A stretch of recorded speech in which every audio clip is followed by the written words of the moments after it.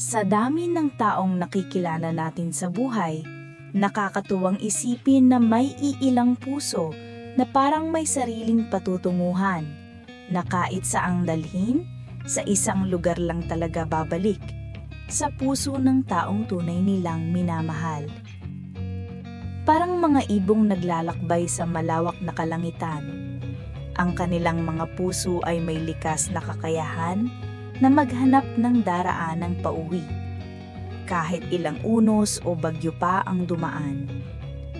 Puso ang nagtutulak sa atin na magtiis, magmahal, at muling maniwala kahit nasaktan na. Ang mga pusong ito ay espesyal, hindi dahil perpekto sila, kundi dahil buo ang katapatan nila sa pagmamahal. Sa mundo ng pag-ibig, kung saan madalas may mga sugat at pagkasawi, kakaiba ang mga pusong handang bumalik at sumubok muli, na hindi sumusuko kahit sa paulit-ulit na pagkasawi. Sa bawat paglakbay ng damdamin, minsan ay napapaisip tayo kung sulit pa bang harapin ang sakit kapag paulit-ulit naman ang pagkabigo. Ngunit sa mga pusong ito, hindi sinusukat ang pagmamahal sa kadalasan ng pagdurusa, kundi sa katatagan ng tibok na bumabalik, palapit at nagpapalakas. Bakasin natin ng sikretong nasa ilalim ng tatagang, may mga pusong kahit saang dalhin, sa isa't isa pa ring babalik. Ang puso ay parang isang tirahan. Kahit gaano kalayong maglakbay ang isang tao o kahit gaano katagal na silang nagkalayo, may isang silid na nakareserba para sa kanya na laging bukas ang pinto. Sa silid na iyon nakatago ang mga alaala, pangarap, at ngayon ay mga panibagong pag-asa. Kaya kahit pa mangyari ang pinakamalaking pagkakamali, ang tao na talagang minahal ay may pagkakataon pa rin bumalik sa silid na iyon. Hindi biro ang magtiwala sa isa pang beses.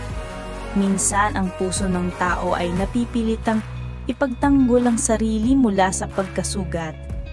Pero ang mga pusong totoo ang pagmamahal ay hindi sumusuko sa takot, kahit matagal na silang pinabayaan o nasaktan.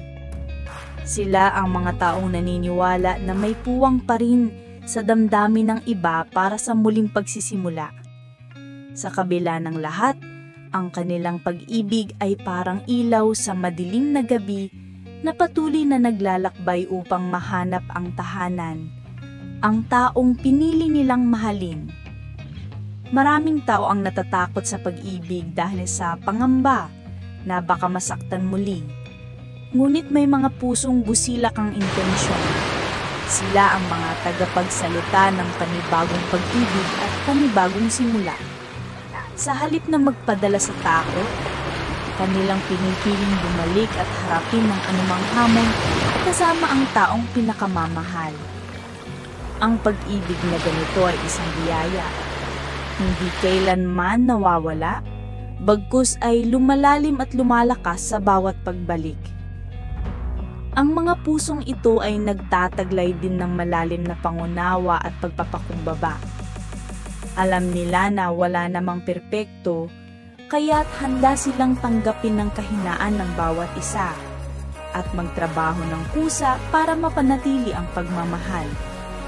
Hindi nila naihahayaan ng pride o galit na maging hadlang sa kanilang pag-uuwi.